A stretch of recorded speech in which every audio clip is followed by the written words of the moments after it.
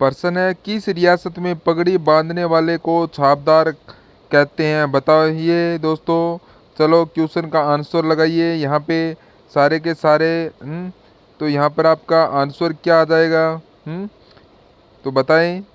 तो आप है ना इस चैनल को सब्सक्राइब जरूर कर लीजिएगा और अपने दोस्तों तक है ना शेयर कर दीजिएगा, ज़्यादा से ज़्यादा शेयर कीजिएगा और सब्सक्राइब कर लीजिएगा। ये क्लास आपके लिए बहुत ही महत्वपूर्ण होने वाली है। तो यहाँ पर आपसे प्रश्न पूछा है कि जो पगड़ी बांधने वाले को छापदार कहते हैं। छापदार ये नाम आपको याद रखना दोस्तों, ठीक है ना। छापदार है ये कहाँ पर है? तो छापदार है ये मेवाड़ में होता है दोस्तों। है छापदार है, इसको याद रखना है आपको। ये छापदार है, ये आपके मेवाड़ में होता है दोस्तों, ठीक है ना। मेवाड़ में कहते हैं। ऑप्शन नंबर ए यहाँ पर आपका राइट हो जाएगा, ठीक है। चलिए नेक्स्ट क्वेश्चन है, किस चित्र शैली के चित्रों से ज्ञात होता है कि वहाँ के राजा शिकार के समय चित्रकारों को साथ में रखते थे? बताओ। हाँ दोस्तों, क्वेश्चन देखो यहाँ पे, किस चित्र शैली में से ज्ञात होता है चित्रों से कि वहाँ के जो राजा है शिकार के समय चित्रकारों को साथ में रखते थे? तो यहाँ पर आपका आंसर यहाँ पर क्या हो जाएगा? चलिए बताइए फटाफट तरीके से इसका आंसर बताइए क्या हो जाएगा। हैं तो वो अपने शिकार की जो शैली है वो बूंदी शैली को कहते हैं। कौन सी? बूंदी शैली। शिकार की जो शैली है वो बूंदी शैली है। बूंदी शैली को दोस्तों कहते हैं।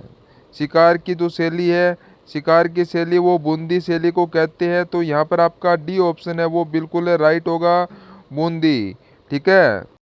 सॉरी दोस्तों, शिकार की शैली दोस्तों कोटा को कहते हैं, क्योंकि शिकार के दृश्य वहीं से मिले थे। ये आपको ध्यान में रखना है दोस्तों। कोटा और बूंदी दोनों हाड़ौती की उपशैलियाँ हैं दोस्तों, ठीक है ना। दोनों क्या है? हाड़ौती शैली की उपशैलियाँ दोस्तों। हाड़ौती शैली के की क्या है? उपशैलियाँ। ओके, बिल्कुल यहाँ पे सही कर दिया दोस्तों। चलिए नेक्स्ट क्वेश्चन है, देखिएगा। तो यहाँ पर है, कामचीनी किस कला का अन्य नाम है? दोस्तों बताइए जल्दी से। कामचीनी है, कामचीनी कौन सी कला को कहते हैं? कौन सी कला को कहा जाता है? बताओ जल्दी से। आंसर क्या आएगा दोस्तों यहाँ पे? कामचीनी किस कला को कहते हैं? हाँ दोस्तों, कामचीनी किस कला को कहते हैं? यहाँ पे दोस्तों आंसर क्या आएगा आपका? सभी साथी को आंसर बताना है दोस्तों। तो यहाँ पर आपका राइट आंसर है वो आपका यहाँ पर हो जाएगा मीनाकारी।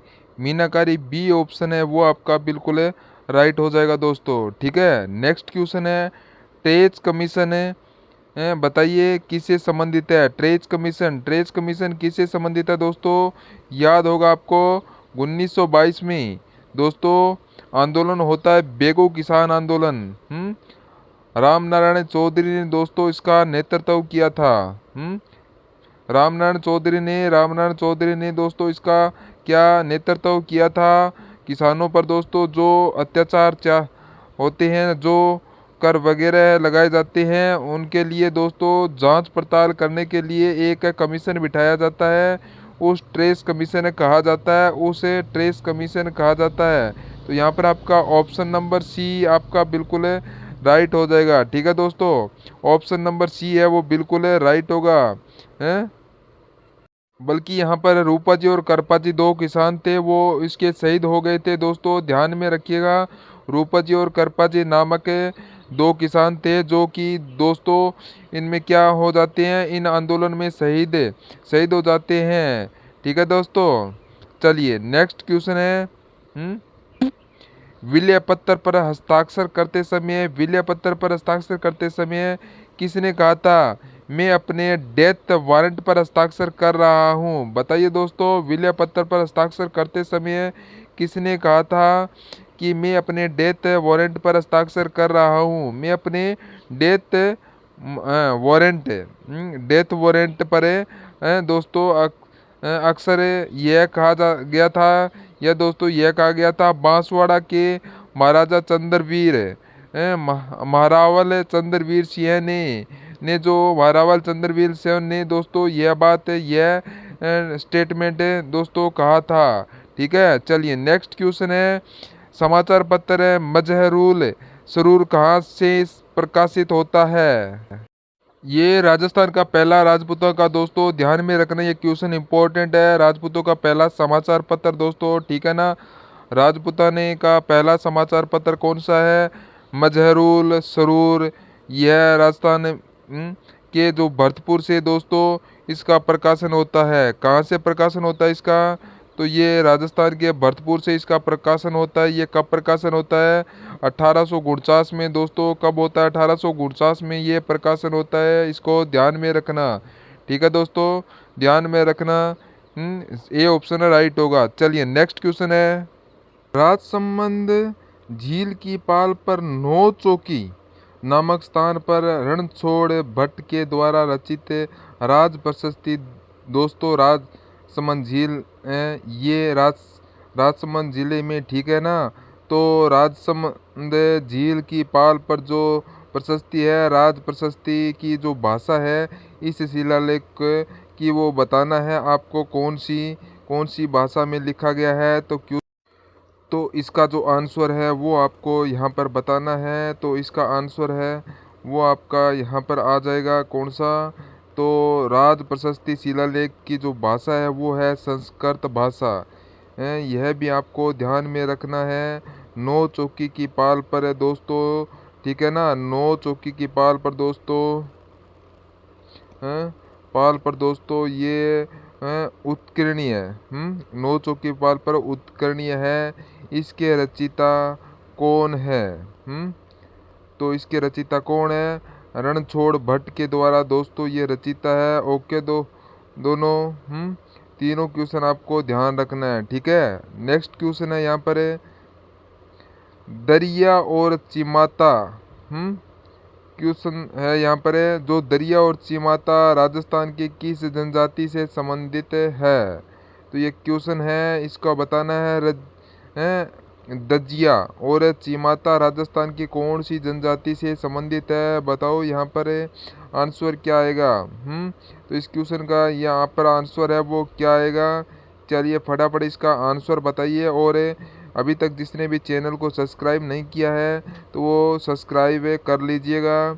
और तो ये क्लास है आपके लिए बहुत ही इम्पोर्टेंट क्लास रहने वाला है, जिसने आप लोग अपनी तैयारी और शानदार कर सकते हैं। तो बताइए यहाँ पर दजिया दोस्तों जो मैदानी भाग में कृषि की जाती है, जो मैदानी क्षेत्रों में कृषि की जाती है उसे कहते हैं दजिया।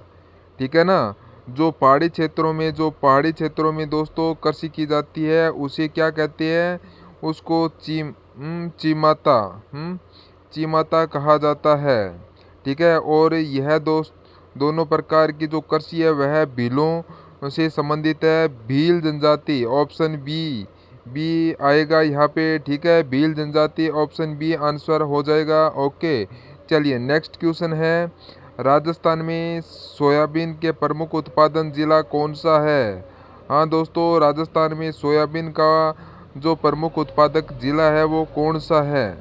राजस्थान में सोयाबीन का प्रमुख उत्पादक जिला देखो सोयाबीन है दोस्तों कृषि जलवायु प्रदेश में। अगर हम बात करें कृषि जलवायु प्रदेश में हाँ दोस्तों दक्षिणी पूर्वी कृषि जलवायु प्रदेश राजस्थान का जो दक्षिणी पूर्वी कृषि जलवायु प्रदेश है ना दोस्तों, मतबल फिफ्थ नंबर वाला। ओके, फिफ्थ नंबर वाला दोस्तों जलवायु प्रदेश है। सबसे लास्ट वाला जलवायु प्रदेश है, वहाँ पर सोयाबीन की खेती की जाती है। और ये जो जलवायु प्रदेश है 5 नंबर वाला दोस्तों, ये हाड़ौती प्रदेश में है। हाड़ौती दोस्तों, ठीक है ना, ये जो जलवायु वह हाड़ौती क्षेत्र में पाई जाती है। यहाँ पर बात हो रही है सोयाबीन के बारे में। तो सोयाबीन दोस्तों इसी कृषि जलवायु प्रदेश में सोयाबीन की खेती होती है। हम यहाँ पर दोस्तों जो आंसर है वो आपका हो जाएगा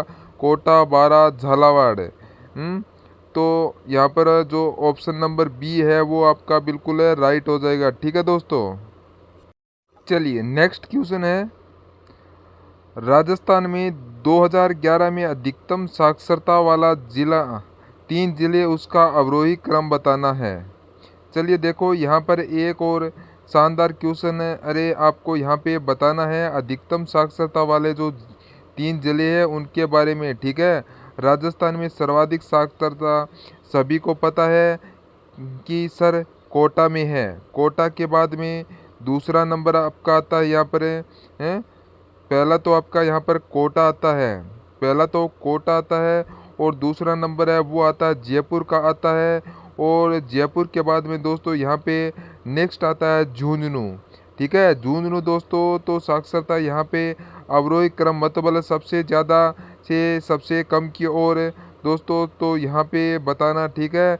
वेरी गुड, यहाँ पर ऑप्शन है कोटा, जयपुर, झुंझुनू, तो यहाँ पर बी ऑप्शन है वो बिल्कुल सही हो जाएगा, ठीक है। तो यहाँ पर आपका आंसर हो जाएगा कोटा, जयपुर, झुंझुनू, ठीक है। चलिए नेक्स्ट क्वेश्चन है। तो राजस्थान के वे राष्ट्रीय राजमार्ग जो पूर्व, पश्चिम और उत्तर दक्षिण कॉरिडोर का हिस्सा है। बताइए आंसर क्या आएगा यहाँ पे। हाँ दोस्तों, यह देखो यहाँ पे शानदार क्वेश्चन दोस्तों। फिर ये राजस्थान के ऐसे राष्ट्रीय राजमार्ग जो पूर्व से पश्चिम और उत्तर से दक्षिणी दोनों कॉरिडोर का हिस्सा है। देखो दोस्तों, पूर्व से पश्चिम और पूर्व से पश्चिम है NH में 27, कितना कौन सा है पूर्व से पश्चिम है वो आपका हो जाएगा NH में 27, धौलपुर जिला आपको ध्यान रखना है। NH में 27 है, 27 धौलपुर जिला दोस्तों, ठीक है ना। धौलपुर वहीं पर है। बात करें उत्तर से दक्षिण तो यहाँ पर NH में 44 है। NH में 44 क्या है, सभी का आंसर आ रहा है। तो NH 27 और 44 यहाँ पर बी ऑप्शन है वो आपका बिल्कुल सही होगा। वेरी गुड, बिल्कुल ऑप्शन नंबर बी यहाँ पर आपका आंसर हो जाएगा, ठीक है। चलिए नेक्स्ट क्वेश्चन है। तो यहाँ पर आपसे पूछा है कि कौन सा शेखावाटी के पंचपाण है। दोस्तों क्वेश्चन देखो यहाँ पे क्या है, निम्न में से शेखावाटी का पंचपाणो माणो दोस्तों बता सकते हो 5 क्षेत्रों कौन कौन से हैं। तो इनमें अरे यहाँ पे आपको बताना देखो सेशन अगर आपको अच्छा लगा है तो क्लास अच्छी लग रही है दोस्तों तो क्लास को लाइक कर दीजिए बस, ठीक है। क्वेश्चन आपके लिए रोज़ देखो, बहुत ही अच्छे क्वेश्चन, इंपॉर्टेंट क्वेश्चन यहाँ पर लेके आएंगे। पंचपाणो है, पंचपाणो में यहाँ पे कौन सा ठिकाना शामिल नहीं है। तो इनमें से 5 ठिकाने थे, 5 कौन कौन से थे देखो यहाँ पे आपका एक हो गया है नवलखगढ़ और एक यहाँ पे ढूंढलोद, एक दोस्तों यहाँ पे जो ढूंढलो है ना, ढूंढलोद है ना, ढूंढलोद। तो 5 ठिकाने थे, पांचों का नाम आपको यहाँ पे ध्यान रखना है। तो एग्ज़ाम में कई बार ये क्वेश्चन आ चुका है। अलसी सर नहीं है दोस्तों, ठीक है ना, अलसी सर यहाँ पर नहीं है। तो यहाँ पर बी ऑप्शन है वो आपका बिल्कुल राइट होगा। नेक्स्ट क्वेश्चन है आपका यहाँ पर क्वेश्चन है जयपुर, दौसा, अजमेर ज़िले में। क्वेश्चन देखो यहाँ पे जयपुर, दौसा, अजमेर ज़िले जयपुर, दौसा, अजमेर ज़िला किस प्रकार की जलवायु पाई जाती है। यहाँ पे दोस्तों अरे बता सकते हो ना, यहाँ पे ये जलवायु जयपुर दौसा मतलब राजस्थान के उत्तर पूर्वी क्षेत्र है, राजस्थान का मध्य पूर्वी क्षेत्र है। यहाँ पे ये देखो आर्द्र है, उष्ण आर्द्र है, अर्ध शुष्क जलवायु चले, यहाँ पे आंसर आ चुका है। तो यहाँ पर आपका आंसर आ चुका है बिल्कुल जो उप आर्द्र शुष्क है, यहाँ पर आपका बिल्कुल राइट आंसर आ चुका है, ठीक है। तो राजस्थान के जो उत्तर पूर्वी ज़िले हैं वो इसके क्या है शामिल है, ठीक है। तो यहाँ पर बी ऑप्शन आपका बिल्कुल राइट हो जाएगा। चलिए नेक्स्ट क्वेश्चन है। तो राजस्थान के किस जलवायु प्रदेश है, यानी कि राजस्थान के कौन से कृषि जलवायु प्रदेश है। देखो यहाँ पे ध्यान से पढ़ना क्वेश्चन को, कृषि जलवायु के बारे में लिखा हुआ है। राजस्थान के किस कृषि जलवायु प्रदेश में, देखो यहाँ पे बीकानेर, जैसलमेर, चूरू प्रदेश शामिल है। हाँ बताओ जल्दी से। देखो यहाँ पर क्वेश्चन है, बीकानेर, जैसलमेर, चूरू में हैं, चूरू में जो खंड है, जो क्षेत्र है, वह कौन सी जलवायु प्रदेश में शामिल है? तो जो आंसर यहाँ पर हो जाएगा वो आंसर सी, सी और बी आ रहा है यहाँ पे। तो यहाँ पर आपका जो बिल्कुल राइट है ऑप्शन है वो आपका यहाँ पर है, कौन सा हो जाएगा? तो वो आपका होगा अति शुष्क आंशिक सिंचित प्रदेश सबसे बड़ा है, ये राजस्थान का फर्स्ट सी है। ये सबसे बड़ा है दोस्तों, इसे फर्स्ट सी भी कहते हैं। ये सबसे बड़ा राजस्थान का सबसे बड़ा कृषि जलवायु प्रदेश है। ठीक है, चलिए नेक्स्ट क्वेश्चन है। अगला क्वेश्चन यहाँ पर आपसे, यहाँ पर देखिए क्या पूछा है। हाँ, बहुत ही बढ़िया क्वेश्चन दोस्तों। और ऐसे मत कहना कि सर ये क्वेश्चन हमारे एग्ज़ाम में नहीं आएगा, हाई लेवल का है, ऐसा तो बिल्कुल भी मत कहना। देखो यहाँ पे क्वेश्चन क्या था दोस्तों, तो यहाँ पर कौन सी पर्वत चोटी है जिनकी ऊंचाई 1000 मीटर से अधिक है? कि सर इस क्वेश्चन के लिए तो हमें पर्वत चोटी याद रखनी पड़ेगी, पर वो हमसे होती नहीं है। हाँ हाँ दोस्तों, अच्छा किस किस को पर्वत चोटी याद है, कंप्लीट यहाँ पे बताओ जल्दी से एक बार। यहाँ देखो दोस्तों, यहाँ पे बात हो रही है ऋषिकेश। ऋषिकेश चोटी की ऊंचाई कितनी है? ऋषिकेश चोटी की ऊंचाई है वो है 1017 मीटर। ध्यान रखना दोस्तों, 1017 मीटर ऋषिकेश राजस्थान के सिरोही, सिरोही में है ये। दूसरा अगला हम बात करते हैं जयगढ़ चोटी, जयपुर में है। जो जयपुर दोस्तों, इसकी ऊंचाई है 648 मीटर है।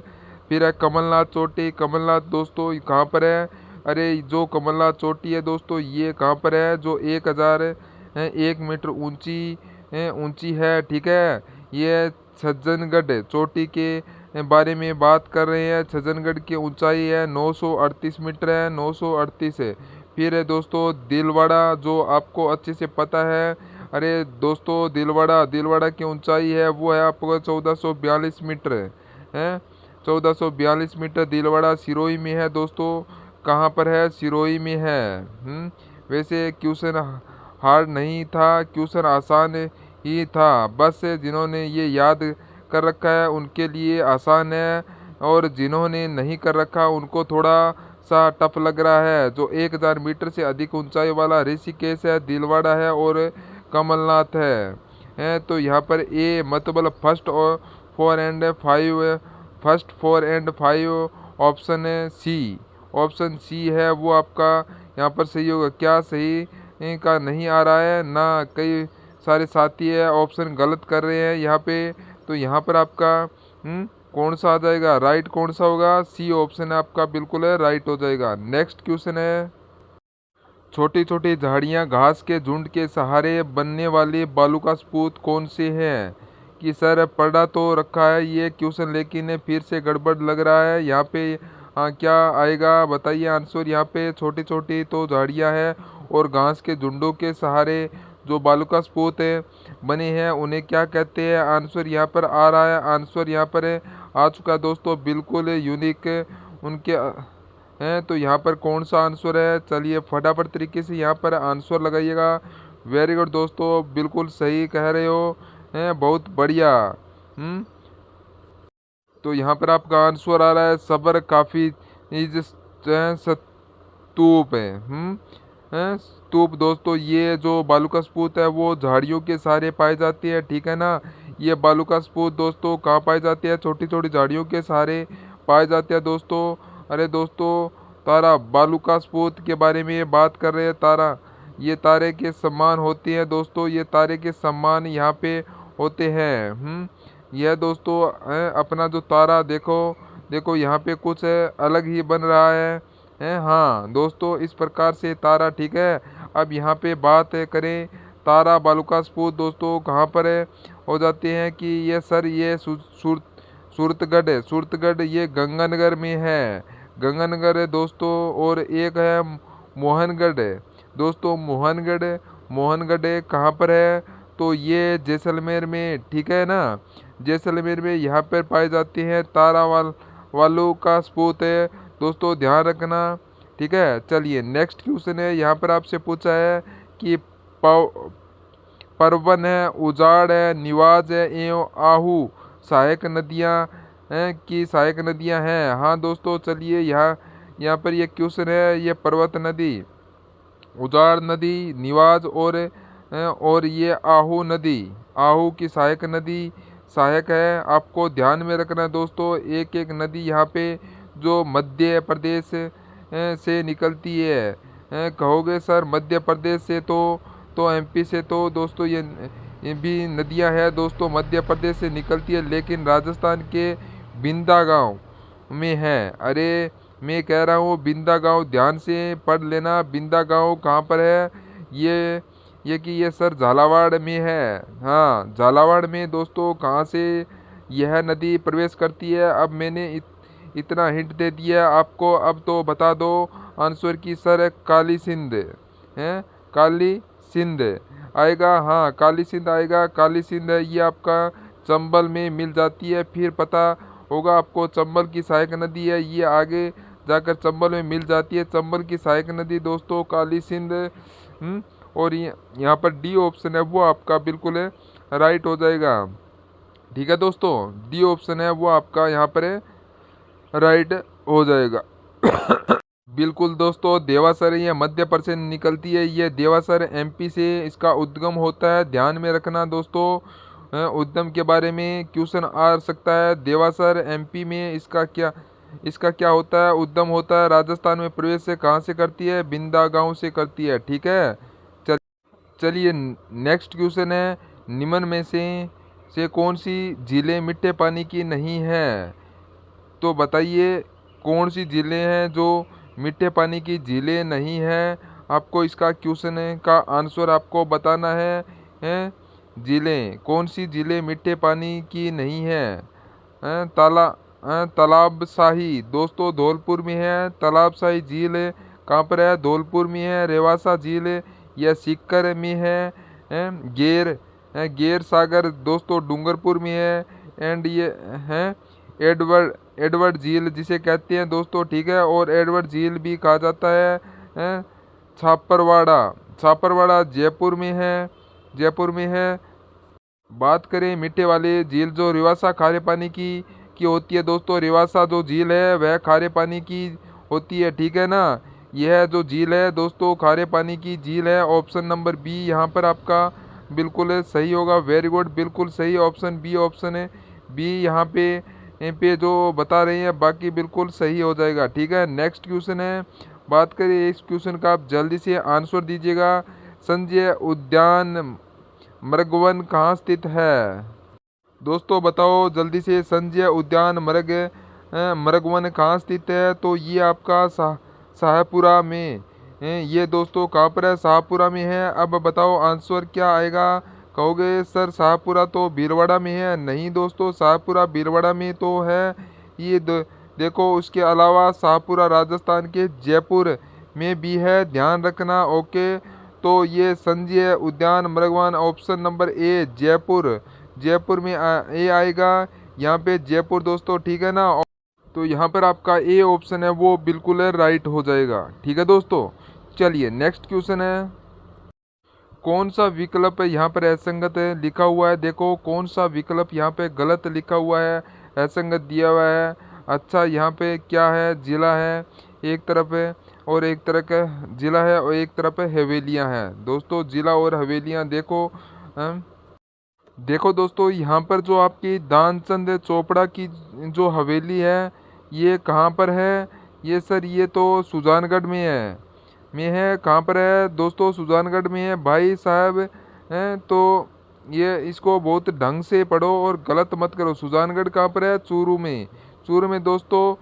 तो ए ऑप्शन यहाँ पर हो जाएगा। बाकी है सुरना हवेली चूरू में, बैजनाथ रुइया की हवेली रामगढ़, शेखावाटी सीकर और उदयपुर में दोस्तों हैं। फिर है बागौर हवेली उदयपुर में। तो यहाँ पर आपका ऑप्शन नंबर ए है वो बिल्कुल राइट हो जाएगा। चलिए नेक्स्ट क्वेश्चन है, यहाँ पर है, निम्न में से एक स्थल का संबंध सूती वस्त्र उद्योग केंद्र से नहीं है। आज पता चलेगा हैं आप लोग कितनी क्या तैयारी करते हो। हाँ बस क्वेश्चन उसी में से है, लेकिन दोस्तों नए नए क्वेश्चन है। ठीक है, यहाँ पर क्वेश्चन क्या है, कौन सा एक स्थल है जिसका संबंध सूती वस्त्र उद्योग से नहीं है। देखो यहाँ करो, यहाँ पे दोस्तों कौन सा है। तो यहाँ पर कौन सा है, ब्यावर गुलाबपुरा है, विजयनगर है, विजयनगर दोस्तों अजमेर है, विजयनगर अजमेर, गुलाबपुरा है, गुलाबपुरा भीलवाड़ा, भीलवाड़ा में है दोस्तों। ठीक है ना, और ब्यावर तो आपको पता है ना, है नया जिला बन गया है राजस्थान का। इन तीनों जगहों दोस्तों क्या है, सूती वस्त्र उद्योगों के केंद्र है। इन तीनों तीनों जगह दोस्तों सूती वस्त्र उद्योग के केंद्र है।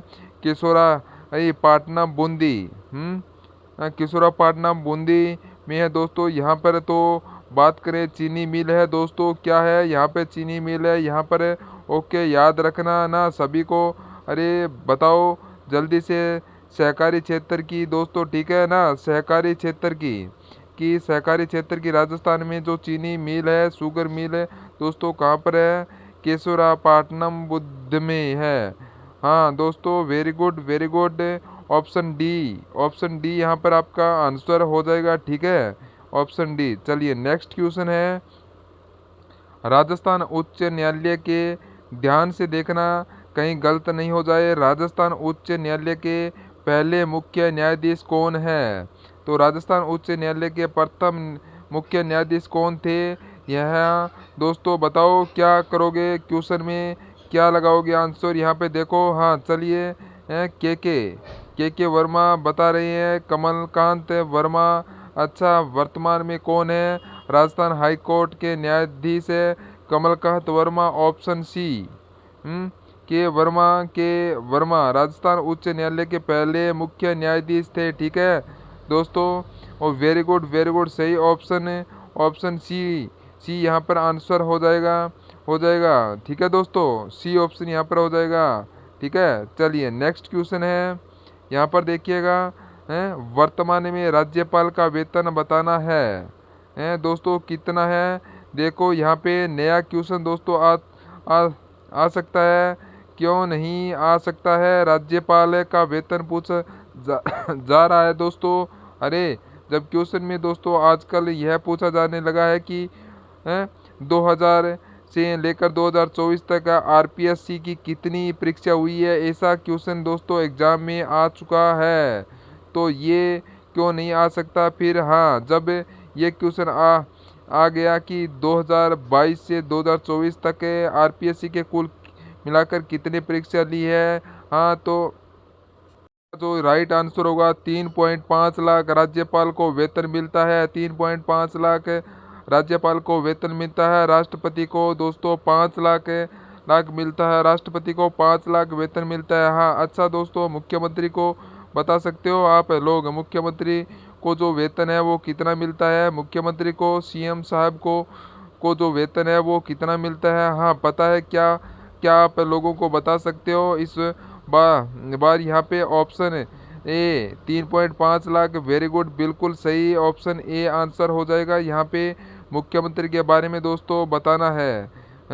ठीक है, चलिए नेक्स्ट क्वेश्चन है, यहाँ पर आपको क्या बताना है कि राजस्थान के प्रथम गैर कांग्रेसी मुख्यमंत्री कौन बने।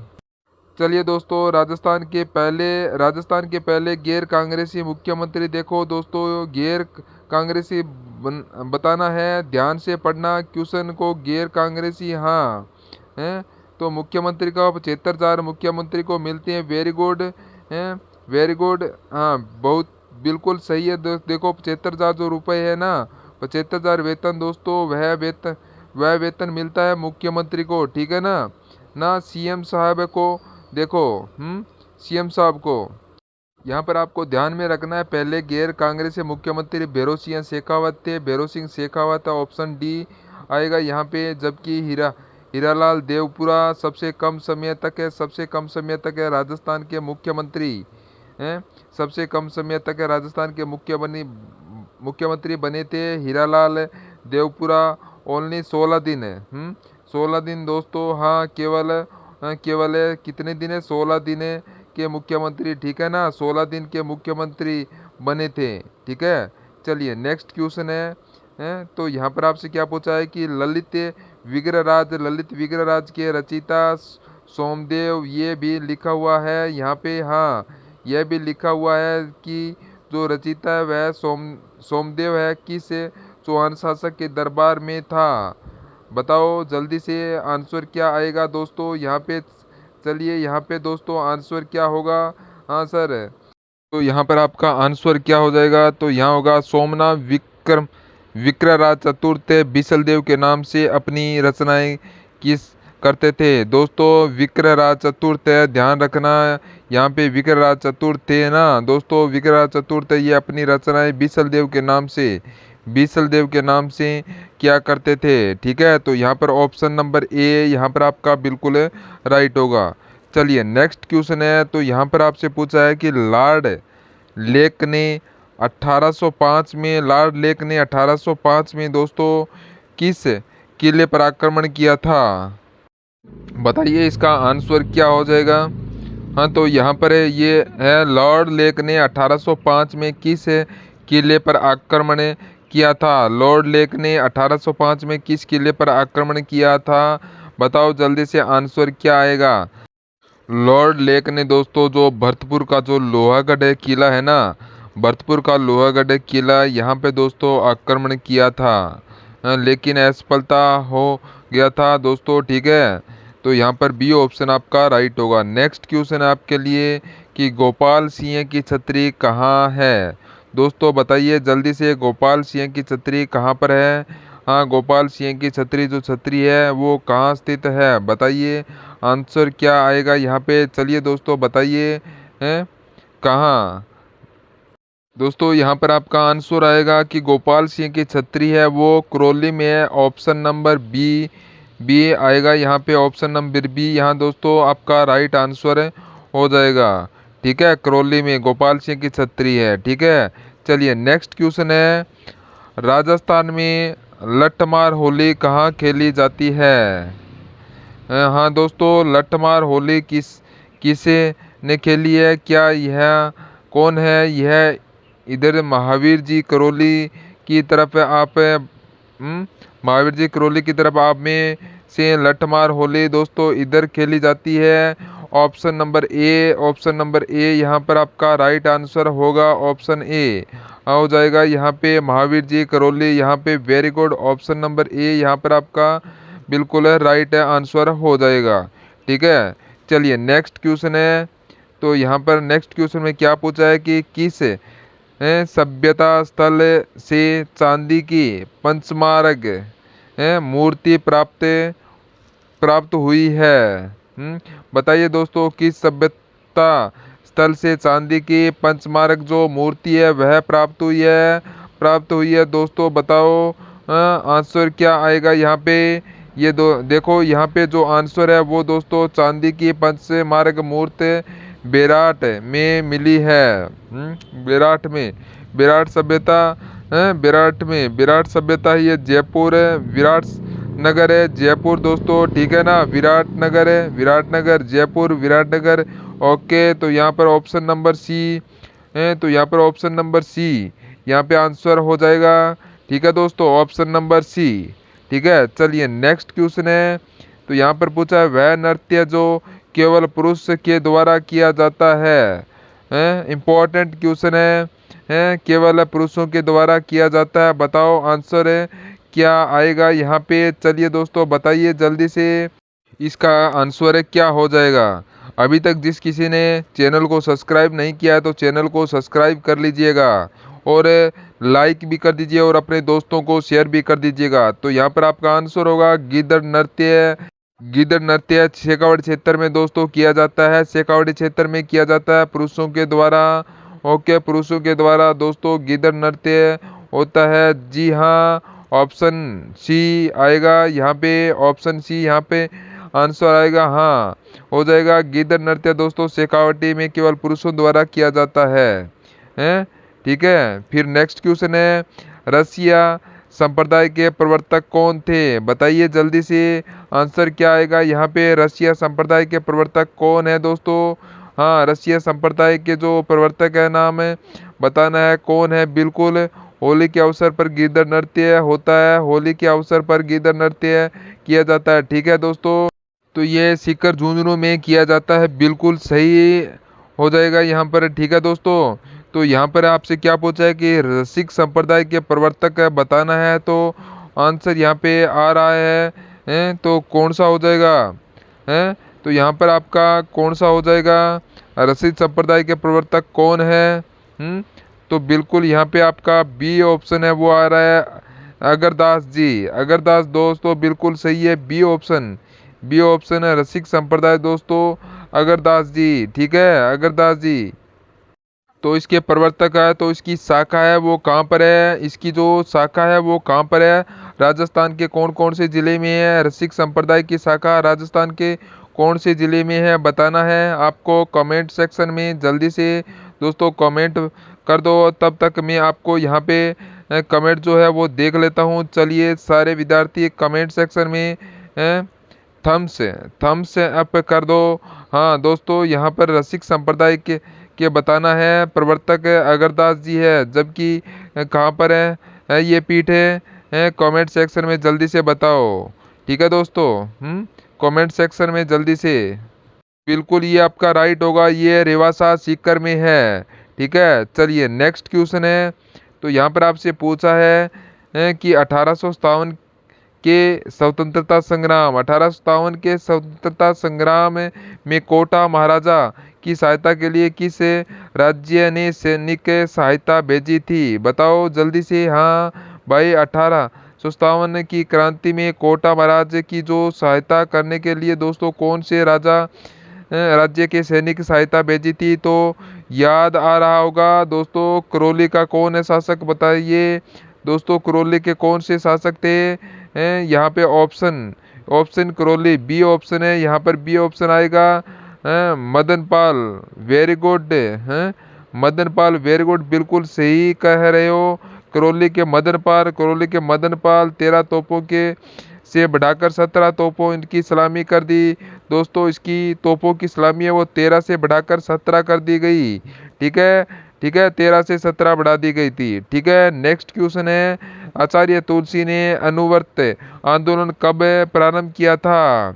आचार्य तुलसी दोस्तों, हाँ इसको अनुवर्त आंदोलन है चलाया था। ध्यान रखना, एग्जाम में ये भी आ सकता है आपको, आपके दोस्तों क्वेश्चन। आचार्य तुलसी ने कौन सा आंदोलन चलाया था? अनुवर्त आंदोलन चलाया था। हाँ, कब प्रारंभ किया था बताओ जल्दी से। तो कब चलाया था? तो इसको क्लास को है 150 से पार कर दीजिएगा दोस्तों। ये चलाया था 1949 में, option B. Very good, option B. बहुत अच्छे तैयारी आपकी है ना जी के, लगभग शानदार दोस्तों। आप लोगों के आंसर आ रहे हैं 1949 में अनवर्त आंदोलन, बिल्कुल सरदार शहर चूरू से। ये दोस्तों यहाँ पर एक्स्ट्रा जानकारी आपको ध्यान रखना है, कहाँ से? सरदार शहर चूरू से दोस्तों ये आंदोलन शुरू किया गया था। यह भी आपको याद रखना है दोस्तों। ठीक है ना, यहाँ पर आपको क्या है याद रखना है। ठीक है दोस्तों, सरदार शहर चूरू। चलिए नेक्स्ट क्वेश्चन है, यहाँ पर है कि सुम्मिलित करो दोस्तों। सुम्मिलित करना यहाँ पर है दोस्तों, वाद्य यंत्र यहाँ पे सुम्मिलित करना है। वाद्य यंत्र है दोस्तों यहाँ पे लिखे हुए हैं। तो यहाँ पर आपको बताना है इक्कारा, अलगोजा, झांझर, मादल है। ये मादल बताना, बताओ आंसर क्या आएगा? हम चलिए बताइए। यहाँ पर देखिए, इकतारा से बना होता है तत्व वाद्य यंत्र है। अलगोजा दोस्तों, अलगोजा यह है, देखो अलगोजा बांसुरी है, बांसुरी जैसा होता है। सुरी सिर वाद्य यंत्र होता है। बांसुरी दोस्तों आपको पता है सुशीर वाद्य यंत्र में आती है, फूंक से बजाई जाती है बांसुरी। झांझ दोस्तों जो होता है ना, धातु से बना होता है। धातु से बना होता है, और धातु से जो बना होता है उसे घन वाद्य यंत्र कहते हैं। ठीक है, एक यहाँ पर है मादल है दोस्तों, ये अवनंद वाद्य यंत्र है। मादल जो है अवनंद वाद्य यंत्र है, अवनंद। ठीक है, तो यहाँ पर आपका होगा 2 3 1 4। वेरी गुड, बिल्कुल सही कुट है। ठीक है, चलिए नेक्स्ट क्वेश्चन है, चूप और और वल्य आभूषण पहने हैं, बताइए कहाँ पहने जाते हैं। हाँ दोस्तों, क्वेश्चन देखो यहाँ पर क्या है, चूप और वल्य है, वल्य वल्या लिखा हुआ है, वह आ सकता है या वलिया आ सकता है। ठीक है दोस्तों, दे लेकिन समझना है आपको क्वेश्चन क्या है, यहाँ पर बताना है आंसर क्या आएगा। चूप, चूप है जो नाक है, चूप है नाक का है दोस्तों, अलग अलग होता है। चूप है जो नाक का है दोस्तों, जबकि वल्य है ये हाथ का है। तो यहाँ पर आपका आंसर आ जाएगा दांत और हाथ। दांत और हाथ, डी ऑप्शन है वो आपका बिल्कुल राइट हो जाएगा।